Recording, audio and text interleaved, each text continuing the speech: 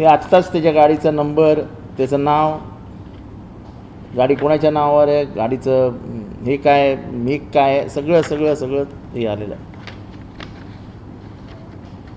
गुंडांना जात नसते, गुंडांना काही नसतं, गुंडांना आपला स्वार्थ दिसत असतो.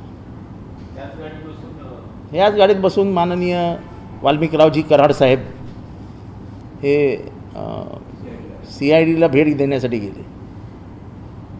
म्हणजे ह्याच्यातली सर्वात दुर्दैवाची बाब मी परत एकदा महाराष्ट्राच्या नजरेत आणून देतो की त्यांनी प्रेस कॉन्फरन्स घेतली हजर होण्याच्या 1-1.5 तास अगोदर. प्रेस कॉन्फरन्स नाही, ते काय रिलीज केला व्हिडिओ.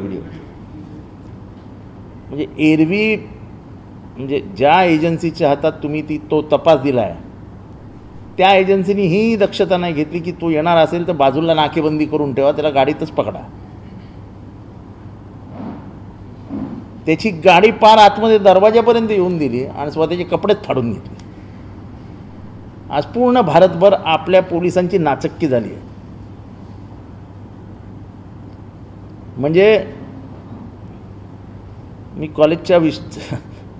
कॉलेजमध्ये असल्यापासून वाचतोय, ऐकतोय, बघितलंय. म्हणजे दगडी चाळ, लाल विटांची चाळ,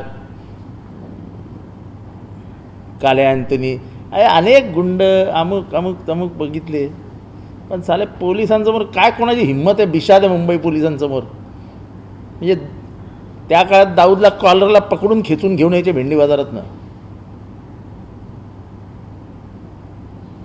हे कुठल्या गुंडाचं काय नाव घेत नाही मी, पण मला एक पोलीस कमिशनर आठवतात, जॉईंट पोलीस कमिशनर, त्यांनी त्या गुंडाला मुंबईच्या क्राईम ब्रँचच्या ऑफिसमध्ये असं लोळायला लावलं होतं. लोळायला. तो गुंडही नामचीन होता, पण पोलीस हा सर्वात मोठा दादा असतो, पोलिसांसमोर कोणीच नाही असं आमचं मत होतं कालपर्यंत.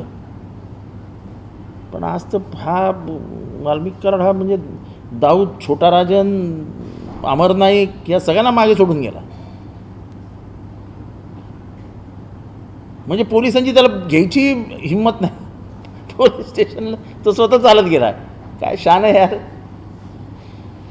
तो आरोपी आहे की नाही नंतर बघू आता. आणि तो आरोपी नाही असं जर कोणी म्हणत असेल तर परळी पोलीस स्टेशनला बापू आंधळेच्या मर्डर केसमध्ये हा 307चा आरोपी आहे. हे पोलिसांना माहीत नव्हतं का? मग कुठल्याही आरोपीला महाराष्ट्रात तुम्ही अशी वागणूक देणार आहात का?